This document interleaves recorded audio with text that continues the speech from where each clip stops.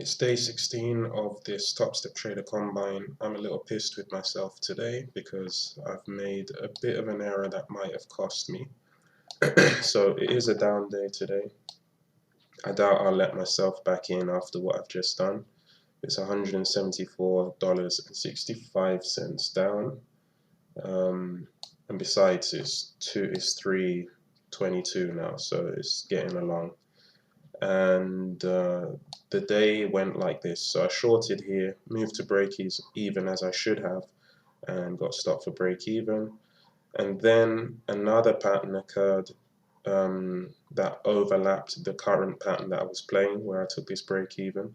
And so I was a little indecisive about, as I didn't get filled on this bar here, I wasn't sure whether I should act as if I had got filled or not, because technically in backtesting, this would have been a fill.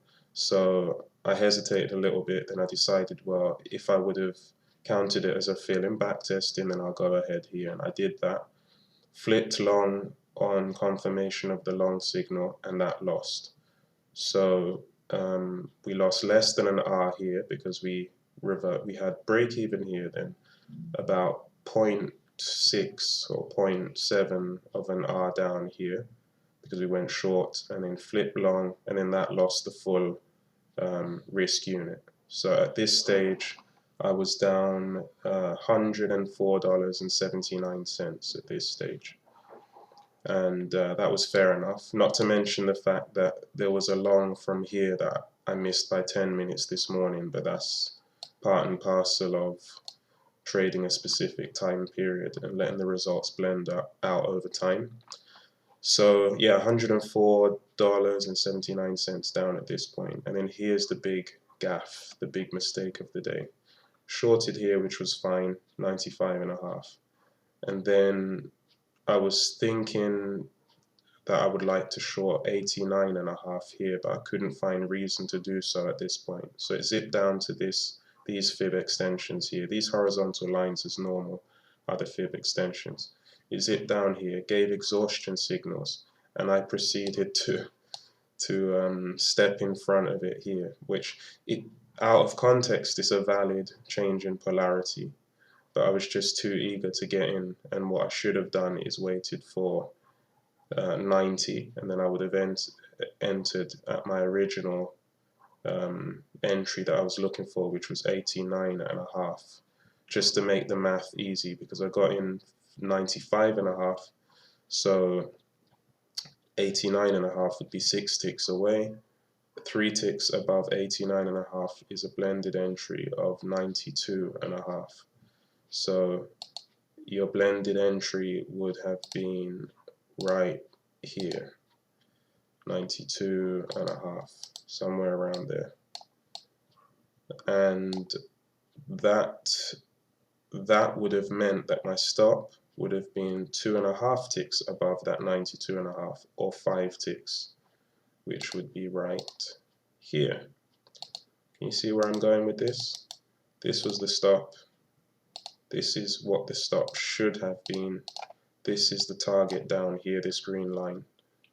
And because of my rash entry off of this reversal volume here, that just wanted to just follow the rules in a mechanical fashion, and because it was 2:55 and I've been here since, I'm doing other work mind you, but I've been here since 7 in the morning, so that's nearly 8 hours on and off, you know, between changing my changing my son and moving around and stuff.